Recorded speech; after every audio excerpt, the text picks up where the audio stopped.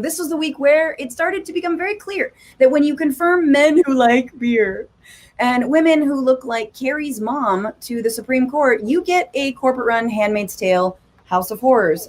So the Supreme Court completed its session. What is it called, Sam? It's done. I mean, it's not technically, ruling. The term's not technically over, but they have no more rulings. So. Okay. They're taking a summer break. So no more rulings for the year, but hey, they got a lot done. And it was hard doing some research for this story. And, there's a lot of sort of like, well, there was a lot of consensus on the Supreme Court. And yeah, well, they weren't totally awful. And there's a lot of analysis coming out. It's like, well, they're not as conservative as we thought they were going to be.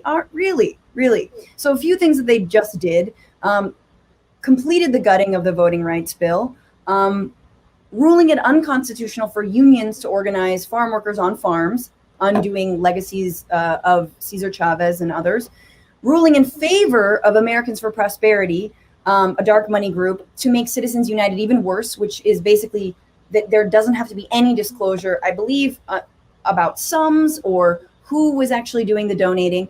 And it looks like they're going to be setting up for, in the fall, a takedown of Roe v. Wade.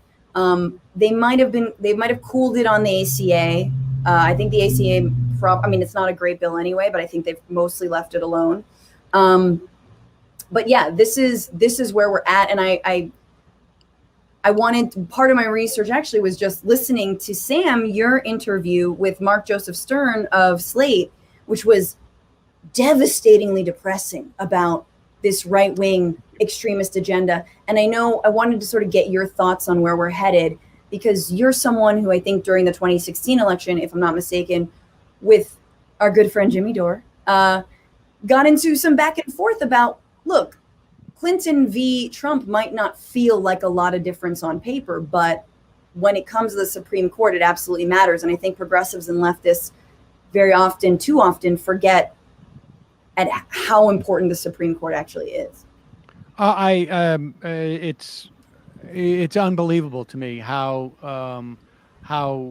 little the left, and I mean that from the center to the left, really appreciate what the 6-3 Supreme Court is going to mean. You ticked off a bunch of the cases, Brnovich versus DNC, this case out of Arizona about Section 2 of the Voting Rights Act.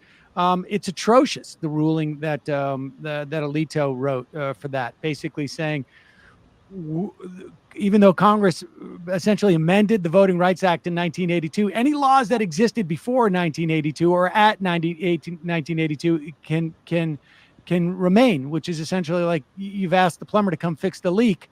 And he says, okay, well, the leak is the baseline now. So don't call me unless the leak is, worse than that. Cedar Point, these are all cases. Cedar Point is the one about the unionization. It's not just about unions. This is about the idea that that the government can require trespass on your property. There's a right to unionize in this country. The government said these people live on these farms. They work on these farms. We're going to allow unions to come in for a certain number of hours out of a year, essentially, to unionize. This is the first step in attacking a huge amount of regulation down the road. Like, how do you say to a restaurant, look, we need to inspect whether you're maintaining any type of hygiene? Well, the Supreme Court has said that if the government comes in and inspects, it's a taking at that point. I mean, so right. I didn't mean to cite, my Hugo. It was, I don't know if that was all you're laughing about, the food inspector, but there's an Equifax rule. I mean, there's a whole set of rulings that are going to impact our daily lives that is obscured from us. And the left just doesn't understand the material implications. Voting, money, class action, access to lawsuits, just in the past 3 weeks. And they're handpicking cases that were even rejected by lower courts, sent back down. They're picking them up and dusting them off and this protects corporate rights. We're ruling on this guy. people should understand, just on the Voting Rights Act, the Section 2, John Roberts wanted Reagan to reject that 1982 amendment, to veto it when he was a lawyer at the Department of Justice. 40 years later, he is now one of 6 people in the country. You had the entire Senate vote for that. Reagan signed off on it. John Roberts has the ability to just flick a switch. It's gone. Yeah. And they do this incrementally. The cases you're seeing today are going to lead to other cases a year or 2 from now or 3 years from now.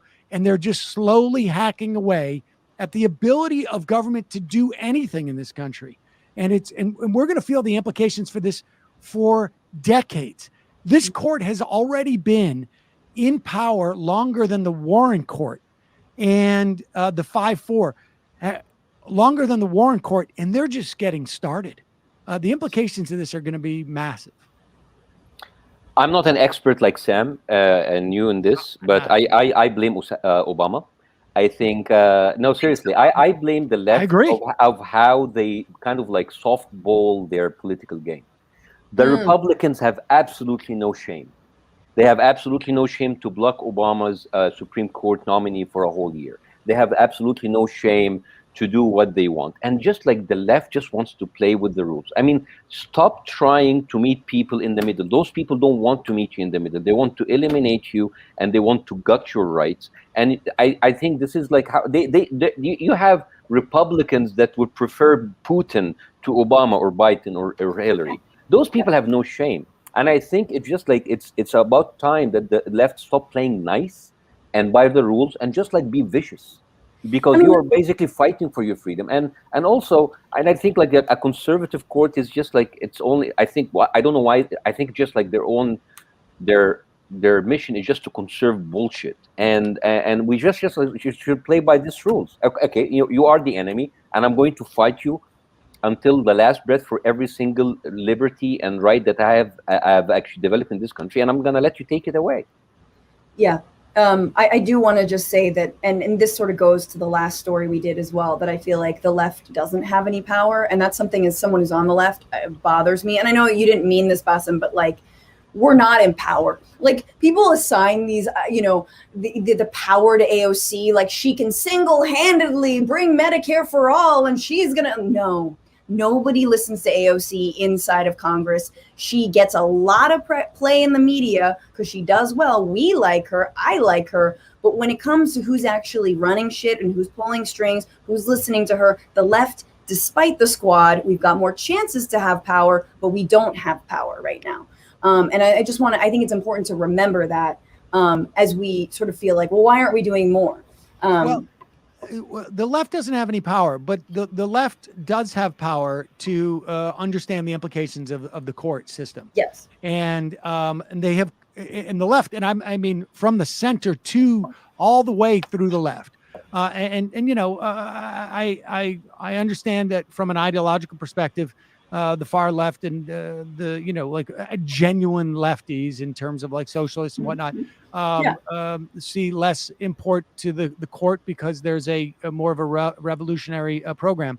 But the fact of the matter is that if you have a plan B, you better pay attention to the court, because Mitch McConnell probably gets a lot less credit than he should for Donald Trump winning, because that court seat that he maneuvered to be open was a huge driver. Was a huge driver, though. That Merrick Garland seat was a huge driver to turning out the fundamentalist base for Donald Trump. And Bassem is exactly right. The Obama administration did not take the court seriously whatsoever. And it's one thing to say, I can't control Mitch McConnell, but you can say, okay, here's Merrick Garland. You won't give him a hearing? Here's a half a dozen others. I'm going to hit every constituency out there so that Mitch McConnell, you are shitting and spitting on the face of a whole series of constituents that we need to come out and vote in the fall. You could have politicized that a lot more. Barack Obama failed miserably at it. He failed miserably at taking the judiciary seriously, which is astonishing for a constitutional law expert. Joe Biden, to his credit, has put at this juncture, it's not that many, more lifetime appointments than any other president. Not that many, maybe a dozen at this point, but at least he's taking it seriously. And hopefully they'll fill as many of these lifetime appointments, not all in the Supreme Court, obviously, very quickly. But that's what we can do. We can become more sensitive to the relevance of this issue and put political pressure on our politicians to take it seriously too, because they know that Democratic voters just don't take it as seriously. Short of Roe V Wade, that's it. It's obscured. And part of it is because there's a corporate agenda, even by the Democrats, who they put on the court. So, absolutely, I think that is really it, and that is why what's bothered me. I mean, we talked about dark money just a little bit ago. Now we're talking about the Supreme Court. The right has had an agenda. We don't know what the Democrats' agenda has or hasn't been. They had, it's like you hear David Axelrod, who's Obama's, chief of staff advisor, where he was like, we really got blindsided by 2010, when we lost like Congress, and we just got blindsided by all the Koch brother money. And you're like, how?